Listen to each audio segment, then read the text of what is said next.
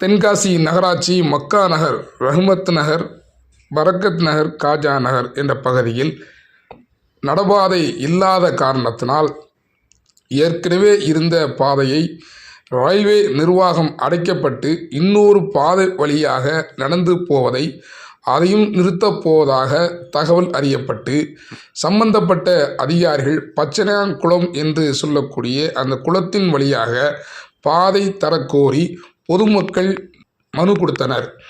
29/8/2025 Tenkasi VTSR கல்யாண மாலில் நடைபெற்ற உங்களூர் ஸ்டாலின் என் முகாமில் மனு கொடுக்கப்பட்டது. இது சம்பந்தமாக நடவடிக்கை எடுக்கப்படும் என்று அதிகாரிகள் தெரிவித்தனர். இந்த கோரிக்கை வெல்ல இதை ஷேர் செய்யுங்க, லைக் பண்ணுங்கள், கமெண்ட் பண்ணுங்கள். இந்த மாதிரி செய்திகள் தெரிந்து கொள்ள நமது யூடியூப் சேனல் முகநூல் பக்கத்தை, இன்ஸ்டாகிராம் பக்கத்தையும் ஃபாலோ பண்ணுங்கள். வாழ்க வளம். தென்கை யூடியூப் சேனலுக்காக அன்பு சோழன் குலபஸ் மிரான். தென்காசி மக்கா நகர், பரக்கத் நகர், ரஹ்மத் நகர், காஜா நகர் இந்த பகுதிக்கு வழிபாதை கேட்டு இன்றைக்கு உங்களுடன் ஸ்டாலின் இந்த முகாமில் நாங்கள் 100க்கும் மேற்பட்டவர்கள் வழிபாதை கேட்டு நாங்கள் மனு கொடுத்துருக்குறோம். அதாவது மக்கா நகர், பரக்கத் நகர், காஜா நகர் இந்த நகருக்கெல்லாம் அங்கே நடந்து போகணும் அப்படின்னு சொன்னால் இதற்கு முன்பு தென்காசி முனிசிபல் காலனி வழியாக ரயில்வே லெவல் கிராசிங் 89 வழிபாதையாக நடந்து சென்றோம். தற்போது அந்த பாதை அடைக்கப்பட்ட காரணத்தால் ரயில்வே லெவல் கிராசிங் 90 வழியாக நடந்து செல்கிறோம்.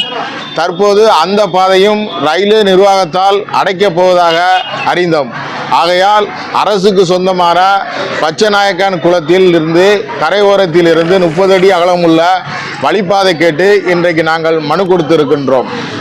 அரசு அதிகாரிகள் பரிசீலனை செய்து எங்களுக்கு வழிபாதை அமைத்து தந்து 100க்கும் மேற்பட்ட குடும்பங்களை காத்திட அரசு நடவடிக்கை எடுக்க வேண்டும் என்று இந்த முகாமிலே நாங்கள் மனு கொடுத்திருக்கிறோம்.